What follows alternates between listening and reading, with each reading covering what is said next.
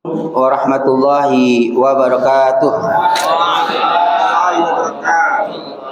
Alhamdulillahirabbil alamin wassalatu wassalamu ala asrofil anbiya'i wal mursalin wa ala alihi wa sahbihi ajma'in. Asyhadu an la ilaha illallah wahdahu la syarikalah wa asyhadu anna sayyidina Muhammadan abduhu wa rasuluh. Allahumma salli wa sallim ala sayyidina Muhammadin wa ala alihi wa sahbihi ajma'in, amma ba'd. Yang terhormat jemaah salat maghrib yang mudah-mudahan salat subuh, maaf, ingat maghrib aja. Salat subuh yang mudah-mudahan dari niat kita menangkapkan kaki kita ke tempat ini mendapatkan ridha maghfirah dari Allah Subhanahu wa taala. Pertama-tama mari kita panjatkan rasa syukur kita kehadirat Allah Subhanahu wa taala yang telah memberikan kita berbagai macam nikmat, terlebih nikmatnya iman, Islam, ihsan, nikmat sehat wal afiat, dan nikmatnya waktu, sehingga pada saat ini kita dapat hadir ke masjid yang mulia ini untuk melaksanakan salat subuh berjamaah. Yang dimana salat subuh ini adalah disunahkan atau diwajibkan bagi kita orang muslim, sehingga hadis Rasulullah SAW yang diriwayatkan oleh Bukhari Muslim, alaika bisalatil ghadatil isai fashatumah kalau ta'lamuna ma fihi ma la ta'idumuhuma wal haqqa. Peliharalah salat subuh dan salat isya, datanglah kalian berjamaah pada kedua salat tersebut. Jikalau kalian mengetahui pahala salat tersebut, kalian akan mendatangi sambil merangkak. Karena begitu besar fadilah salat subuh ini, maka kita pertahankan, kita istiqomahkan untuk salat subuh dan salat isya berjamaah di masjid. Karena fadilah salat subuh berjamaah di masjid, barang siapa yang istiqomah melaksanakan salat subuh berjamaah di masjid, jikalau dia wafat nantinya, wafatnya dimudahkan oleh Allah Subhanahu wa taala. Itulah amalannya. Dijamin oleh Allah Subhanahu wa taala orang yang melaksanakan salat subuh berjamaah di masjid. Istiqamah hebat ya.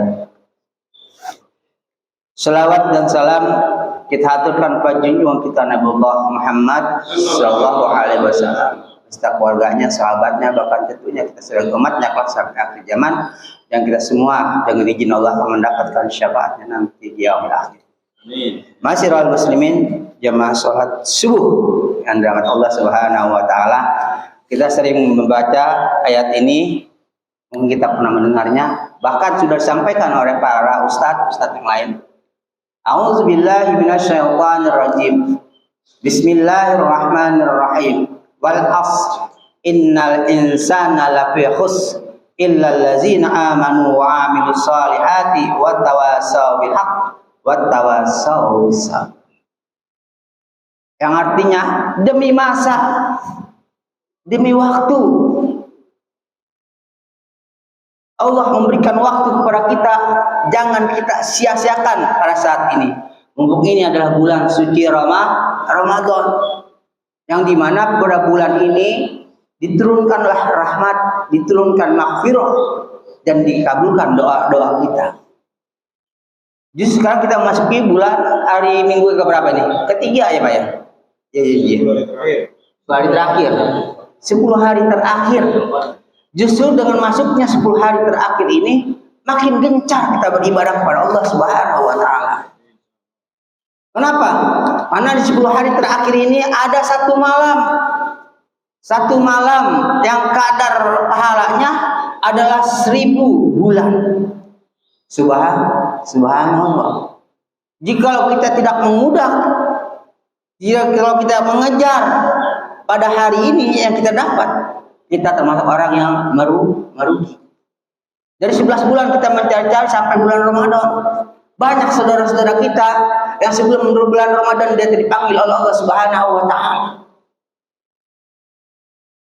Karena begitu besarnya fadilah, begitu besarnya keutamaan-keutamaan di bulan Ramadan ini, sehingga apa yang kita doakan pastilah diijabah oleh Allah Subhanahu wa taala. Maka merugi kalau kita tidak lebih giat lagi pada 10 hari dari bulan hari terakhir, minggu terakhir ini, bulan terakhir ini kita tidak mengejarnya. Rahmat Allah yang begitu besarnya. Akankah kita sampai ke bulan Ramadan tersebut? Akan kita sampai setelah bulan Ramadan tersebut tidak mengejar? Pada hari ini rugi, sangat merugi. Maka gunakan waktu ini dengan sebaik-baiknya untuk taat beribadah kepada Allah Subhanahu wa taala. Waktu ini yang menurut hadis yaitu yang bunyinya iktanim ghamsan qabla ghamsin, hayataka qabla mautika, wasihatika qabla sukmika, wa faragaka qabla sukrika, wasababaka qabla haramika, wa ginaka qabla fakrika. Tabrani dia. Tabrani melalui Abbas radhiyallahu an sahih. Gunakan kesempatan ini sebelum datangnya kesempitan. Gunakan di masa hidupmu sebelum datang matimu. Hidup ini di dunia ini sebagai kita mencari amal ibadah sebanyak-banyaknya untuk modal kita nanti di alam akhirat. Jikalau kita mati, maka terputuslah amal kita. Salat kita terputus, puasa kita terputus. Semua yang kita kerjakan amal kebaikan kita diputus oleh Allah Subhanahu wa taala. Tapi jika kita masih hidup pada saat ini, maka kita pergunakan hidup ini dengan sebaik-baiknya untuk taat, beribadah, mengerjakan apa yang diperintahkan oleh Allah Subhanahu wa taala dan menjauhi semua larangan oleh Allah Subhanahu wa taala. Mudah-mudahan kita semua tergolong sebagai orang-orang yang bertakwa di sisi Allah Subhanahu wa taala. Wasihatika qabla suka. Gunakan di masa sehatmu sebelum datang sakitmu. Kita sehat untuk selalu taat beribadah kepada Allah Subhanahu wa taala. Salat subuhnya rajin, salat isya-nya rajin berjamaah di masjid. Padahal ganjaran salat berjamaah itu adalah 20 derajat. Ya, pahalanya lebih besar. Kita tidak tahu, misalnya kita tidak tahu hukum sunnahnya serta syarat-syaratnya, namun kita salat berjamaah di masjid itu pasti ngikut. Karena pahalanya pasti sama. Kalau kita salat sendiri, kita tahu sunnah, sunnah, syarat dan rukunnya, kita salat sendiri belum tentu diterima oleh Allah Subhanahu wa taala. Tapi kalau salat berjamaah di masjid, kita nggak tahu hukum sunnah dan syarat-syaratnya, kita salat berjamaah di masjid, dapat pahalanya sama. 27 kali lipat. Maka merugilah kalau kita tidak salat subuh berjamaah atau salat-salat lainnya berjamaah di masjid.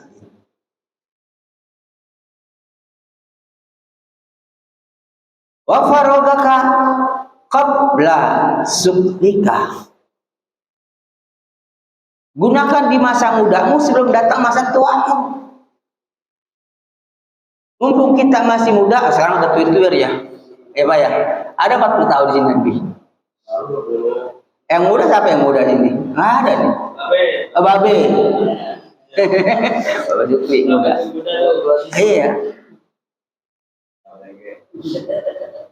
Karena surga itu cinta kepada anak-anak muda yang rajin ke masjid. Ya. Kalau tua rajin ke masjid wajar. Benar Pak? Tua rajin ke masjid wajar. Tapi kalau anak muda rajin ke masjid, surga merindukan seorang orang seperti itu. Iya. Kita di atas 40 tahun, udah lampu kuning tuh Pak. 40 tahun udah lampu kuning. 50 belum. 60 udah hampir-hampir lampu merah itu. Ya. Perbanyak itu. Udah 63 ke atas, itu lebih hati-hati lagi tuh. Ya. Perbanyak beribadah kepada Allah Subhanahu wa taala. Maka ketika kita sakit, waktu sehatnya kita rajin ibadah kepada Allah Subhanahu wa taala, kita sakit, nggak bisa ngapain. Maka sakitnya itu menjadi amal ibadah. Karena kenapa? Orang sakit ketika di masih sehatnya dia selalu beribadah kepada Allah Subhanahu wa taala, lalu dia sakit, maka sakitnya itu seperti dia mengerjakan beribadah ketika dia sehat. Lagi. Apa? Oh. Ya. Makanya merugi. Kalau kita sehat, kita gunakan waktu ini untuk selalu beribadah kepada Allah Subhanahu wa taala. Contoh kita sakit stroke, nggak bisa ngapa-ngapain, tidur aja ngelepak, wudhu nggak bisa, berdiri nggak bisa, apalagi jalan. Dikasih oksigen, nggak bisa ngapa-ngapain, ngeletak aja. Itu sakitnya sama saja ibadah. Sakitnya ditulis oleh Allah Subhanahu wa taala ibadah kepada Allah Subhanahu. Enak kan? Enak. Maka ketika sehat istiqomah kita rajin ke masjid. Kita istiqomah rajin thalabul ilmi. Karena pahala thalabul ilmi ini sangat besar di Allah Subhanahu wa taala. Ini kita tidak sengaja, kita dinaungi oleh sayap-sayap malaikat. Malaikat ini beristighfar kepada Allah Subhanahu wa taala, "Ya Allah, ampunilah si fulan yang berada di majelis taklim." Oh. Kalau doain malaikat gimana Pak? Diterima nggak? Terima. Kalau malaikat sudah menaungi, dia beristighfar kepada Allah, pastilah diterima. Maka ketika orang kita hadir di sini, lalu ada yang meninggal situ, matinya mati syahid. Amin. Mau meninggal sekarang? Ya duluan, saya belakangan. Kalau saya belakangan duluan. Mati. Ya, jangan dulu mati Pak ya. Kita sebelak dulu nih Lailatul Qadar nih ya. Mudah kita dapat semua Lailatul Qadar. Amin.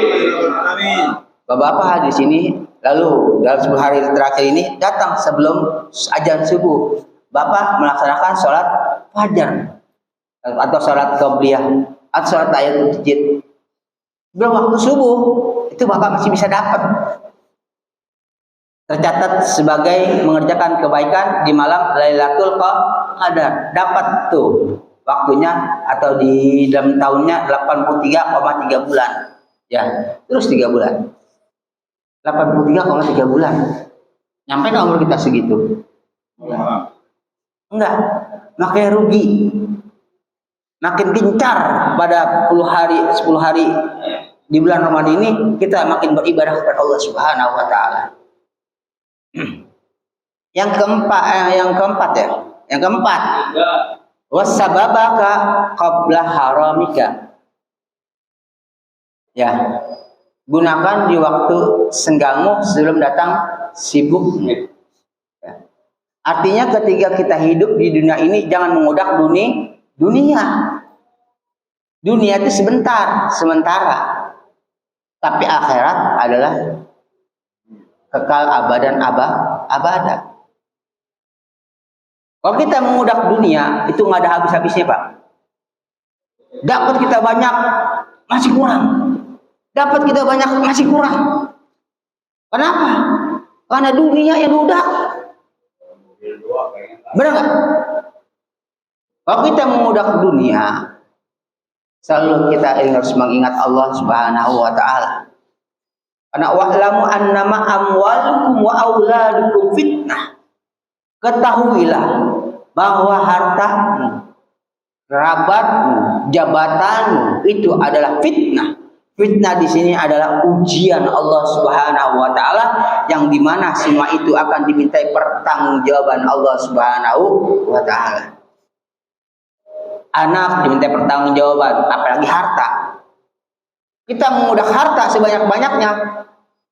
Dari mana saja kita udak, mau itu haram kayak, mau itu halal kayak, itu akan dimintai pertanggungjawaban Allah Subhanahu wa taala. Yang halal aja sulit masuk surga, apalagi yang haram.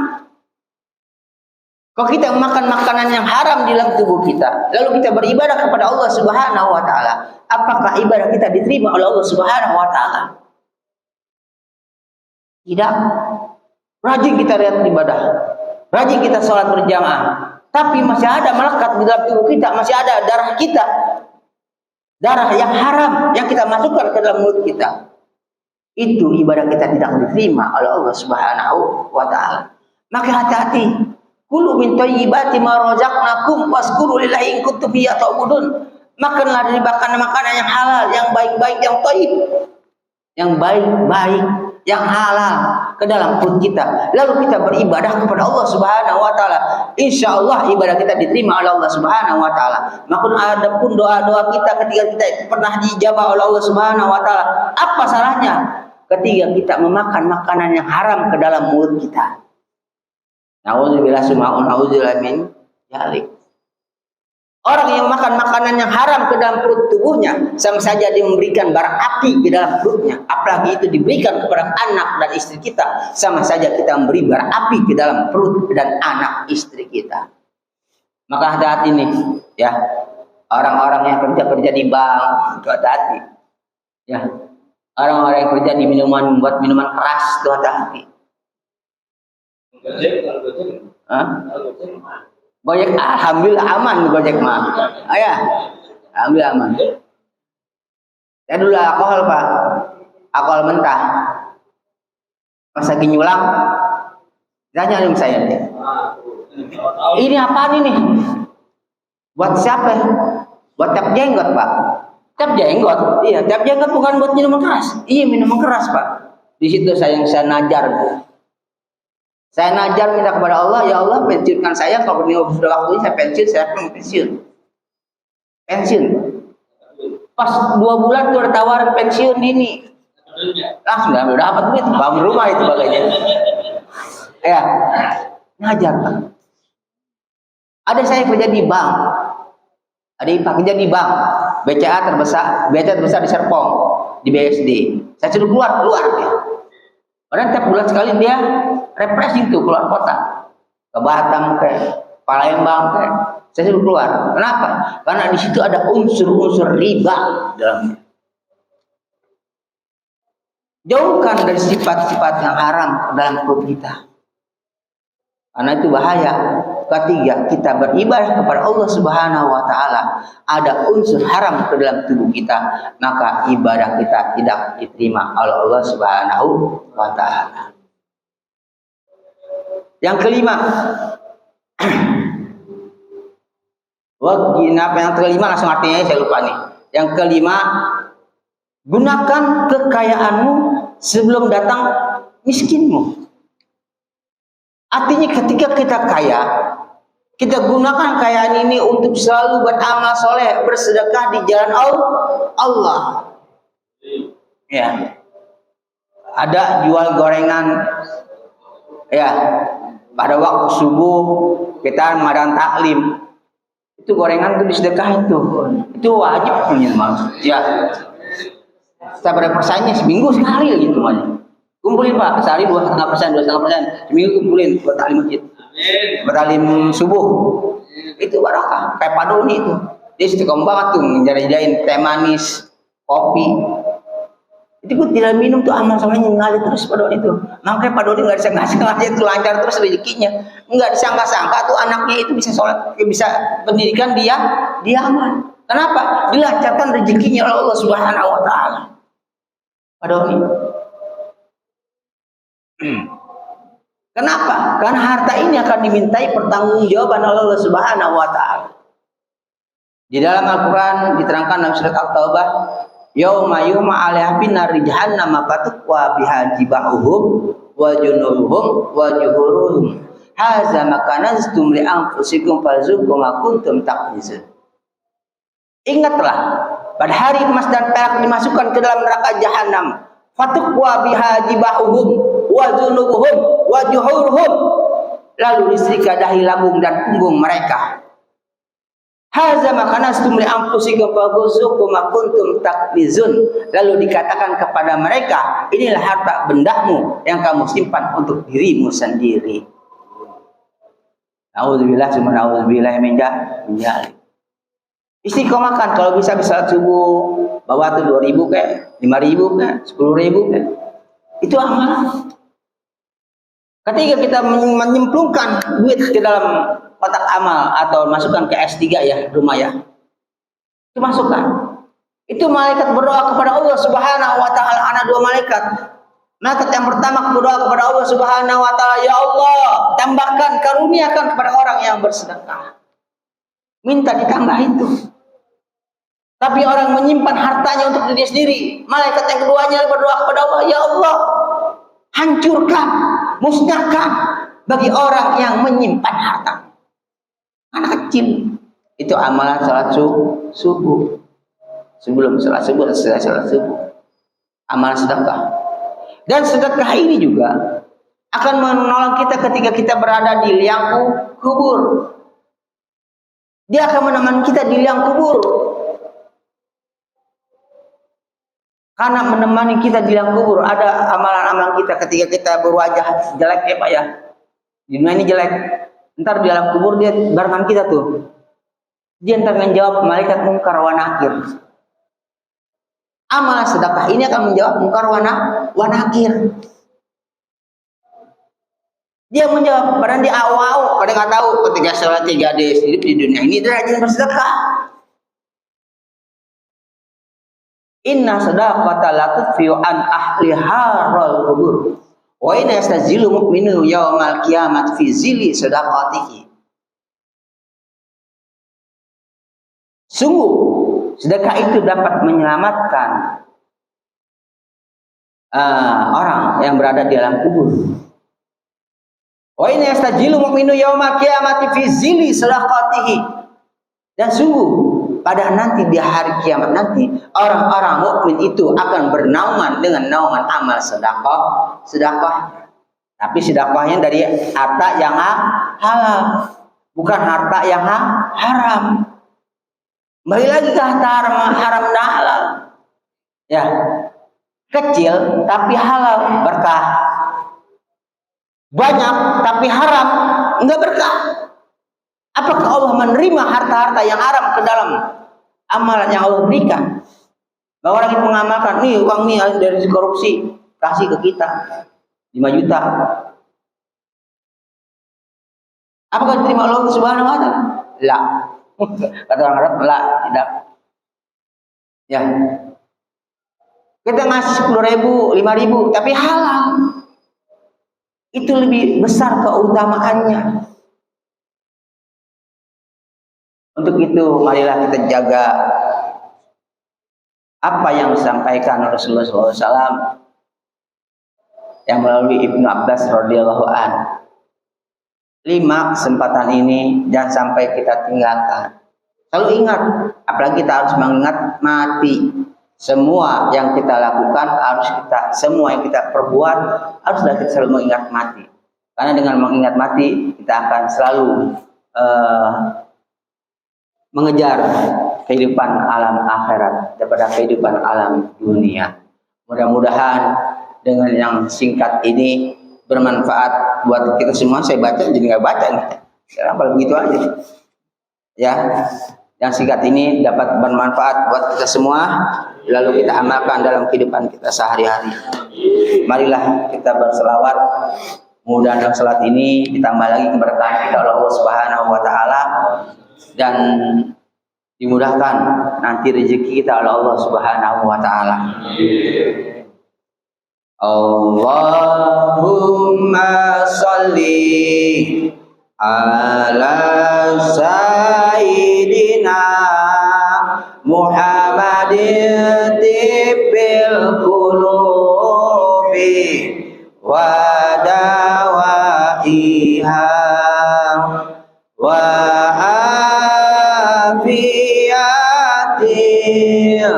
abdani wa sifaiha wa nuril absari wa diyaiha wa ala alihi wa sahbihi wa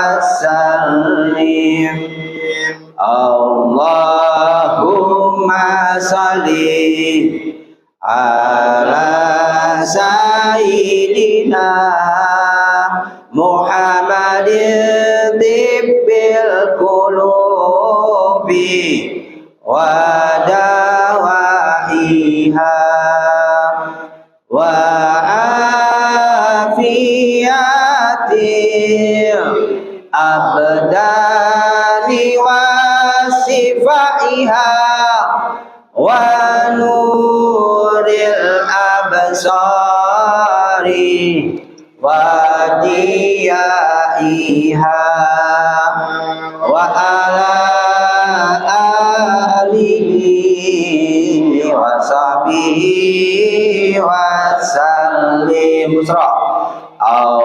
Allahumma sholli wa sallim ala sayyidina Muhammadin sahibil busra salatan tubashirana biha wa ahlana wa auladana wa jami'i masaikhina wa mu'allimina wa talabatana wa talibatina mi yaumina haza ila yaumil akhirah. Allahumma shalli wa sallim wa barik alaihi. Bismillahirrahmanirrahim. Alhamdulillahirabbil alamin hamdan syakirin hamdan na'imin hamdan yuafi ni'amahu wa yukafi mazidah. Ya rabbana lakal hamdu wa lakal mulku wa lakal syukru kama yanbaghi li jalali wajhikal karim wa ajmi sultanik. Ya hayyu ya qayyum ya badi'as samawati wal ardi jalali wal ikram wal qalbi min ahli ma'rifatika ya Allah. Allahumma anta rabbi la ilaha illa anta khalaqtani wa ana 'abduka wa ana 'ala dika wa dika mastata'tu. A'udzu bika min syarri ma sana'tu. Abu laka bi ni'matika wa abu bi dzambi faghfirli fa innahu la yaghfiru dzunuba illa anta. Allahumma inna a'udzu bika min hammi wal hazan wa a'udzu bika min azbi wal kasal wa a'udzu bika min azbi wal bukhal wa a'udzu bika min ghalabati daini wa qahri rijal. Allahumma rabbana firana junubana wal walidina warhamna kama rabbana shighara wa jami'il mu'minina wal mu'minat wal muslimina wal muslimat ala yamin wa la majna ala kulli syai'in qadir. Allahumma rabbana taqabbal minna innaka antas samiul du'a wa tub alaina innaka antat tawwabur rahim. Allahumma rabbana atina fid dunya hasanah wa fil akhirati hasanah wa qina azabannar. Ayo.